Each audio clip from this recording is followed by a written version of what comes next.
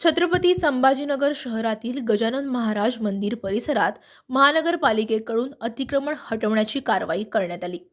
या कारवाई दरम्यान दिव्यांग महिला अर्चना पारखे हिचं मडक्यांचं छोटंसं दुकान जेसीबीद्वारे जमीनदोस्त करण्यात आलं।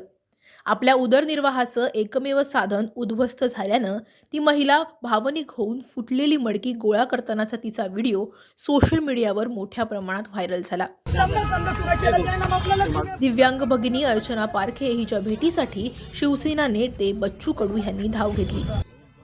दरम्यान अतिक्रमणग्रस्तांनी त्यांची बाजू बच्चू कडू यांच्या समोर मांडली।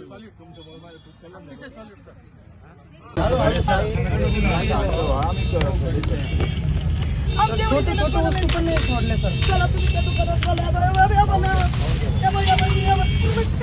हे आम्ही जेवून फेकलं म्हणून थोडं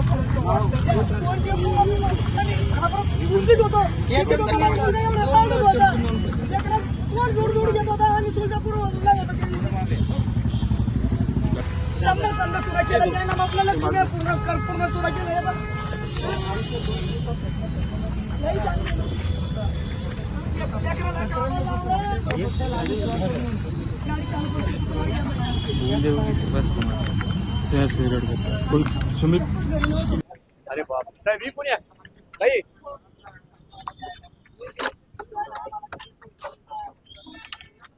ताई ती मुख्य घेणार नाही ताई हो ताई इथं लोकांचं बच्चू कडू यांनी संबंधित घटनेची माहिती घेत प्रशासनाच्या भूमिकेवर प्रश्नचिन्ह उपस्थित केले। तसंच दिव्यांग आणि गोरगरिबांवर होणारा अन्याय थांबवण्याची मागणीही त्यांनी यावेळी केली आहे। हा अधिकारी हे अफजल खानापेक्षा कमी नाही आहे। त्यांना प्रतापगडावर वारी करत असताना जी काही उद्ध्वस्तपणा केलेला आहे ना, तसं दृश्य केल्याचा प्रकार आहे। आणि या छत्रपती शिवरायांच्या विचारानं चालणारं सरकार निश्चितच अपेक्षा करतो का अशा लोकांवर कारवाई झाली पाहिजे। नाही झाली तर आमची भूमिका दिव्यांगाप्रती ठाम आहो। पहिले दिव्यांग आहे, मग सरकार आहे, मग पक्ष आहे। पहिले दिव्यांग आहे आमच्यासाठी, पक्ष आणि नंतर आहे। पक्षच या सरकार दिव्यांगासाठी शेतकऱ्यासाठी उभं राहिलं पाहिजे। ह्या भूमिका ठाम आहे, त्या अधिकाऱ्याचा निषेध करतो। आणि वेळ आली त्यांनी 24, 25, 26चा कोणताही दिव्यांग निधी वाटप केला नाही। अजूनही या दिव्यांगांना 6,000 रुपये महिना जो हक्काचा आहे संजय गांधीचा, तो भेटू शकला नाही। मग प्रशासन करतं काय? अशा सगळ्या व्यवस्थेच्या विरोधात लढण्यासाठीच आम्ही या सगळ्या गोष्टी करतोय। आणि हे जर सुधारणा केली नाही, इथल्या संभाजीनगरच्या महानगरपालिकेनं यांचं निधी वाटप करावं तातडीनं। तर तो एकच्या अगोदरचा आयुक्त इतकं होतं तर 4 मारावे आणि 1च मोजावा असं आयुक्त होत आहे। त्यानं 4-5 वर्षात एक निधी खर्च नाही केला दिव्यांगांसाठी। आणि मग या सगळ्यासाठी 15 दिवस आम्ही महानगरपालिकेला देतो। एक या दिव्यांग निधी असेल, घरकुलाच्या संदर्भातला विषय असेल, हा मार्गी जर लावला नाही तर थेट महानगरपालिकेच्या आयुक्ताचा विषय हा आमच्या सोबत असेल। आता आम्ही त्यांना राहण्यानं भाड्यानं घर देतोय करून 4-5 महिने, आणि तेपर्यंत एक घरकुलाची व्यवस्था शिवसेना कक्ष मदत निधीतून आपण करू। आणि त्यांना एखादा रोजगार देता येईल का, आणि त्यांचं महिन्याचं किराण्याचं किमान भागेल अशी व्यवस्था आपण करू। बरं, पण असं म्हटलं जातं की गोरगरिबांवर कारवाई होते, दुसऱ्यावर कुठेतरी भेदभाव केला जातो कारवाई करताना। हे अगदी बरोबर आहे, असंच आहे। जे सुधारणा करणं गरजेचं आहे। सरकार कुठलंही असो, कोणाचंही असो, हा विषय नंतरचा आहे। पण ते कसं वागतं लोकांसोबत ते पण पाहणं महत्वाचं आहे ना। मग इथल्या श्रीमंताचं अतिक्रमण पाळताना तुमची काय हात काय बांगड्या घातल्या होत्या का? जेवढे हात तुम्ही गरिबांसाठी उचलले तेवढे श्रीमंतासाठी उचलताना मर्दांगी दाखवा ना। असं तर आम्ही हे जर प्रशासन करत नसेल तर त्याच्यावर आम्ही मर्दांगी दाखवू। अधिवेशनामध्ये हे मुद्दे जे आहेत हे सगळे घेणार, सोडणार नाही। त्याच्यासाठीच तर चाललो ना तिकडे। दिव्यांगांना घरकुल योजना आहे, मात्र त्या आतापर्यंत मिळाल्या नाही। महानगरपालिकेने त्या इतक्या भंकश योजना केल्या।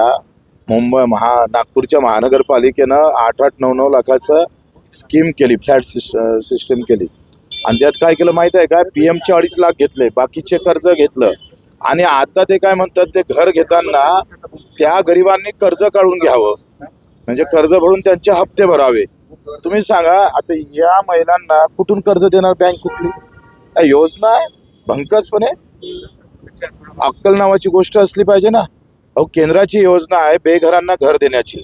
मी अकोल्याचा पालकमंत्री होतोय, 6 कोटीची योजना तयार केली। आणि तुम्हाला सांगतो एखाद्या हॉटेल सिस्टीमला पण लाजवेल अशी बेघरांना घर देणारी योजना, तिची इमारत सगळी तयार झाली. मी तिथून हटलो, आता एकही बेघरवाला तिथं राहत नाही. प्रशासन थांबलं तिथे.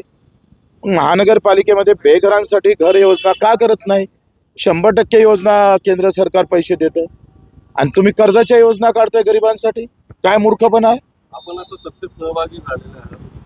म्हणजे काय हातात बांगड्या गोळ्या घातल्या? आपण याबाबत काही निर्णय घेणार आहात? बिलकुल निर्णय घेणार नाही, घेण्यास भाग पाडू. परिपत्रक काढायला शिंदे साहेबांना मी स्वतः भेटणार आहोत. का एखादं अतिक्रमण काढत असताना तिथल्या लोकांची उपासमार, पोटमार, त्यांचा उघडे संसार पडू नये. छत्रपतीने जे सांगितलं, सगळ्यांना पोटाशी लावावे, उपाशी ठेवू नये.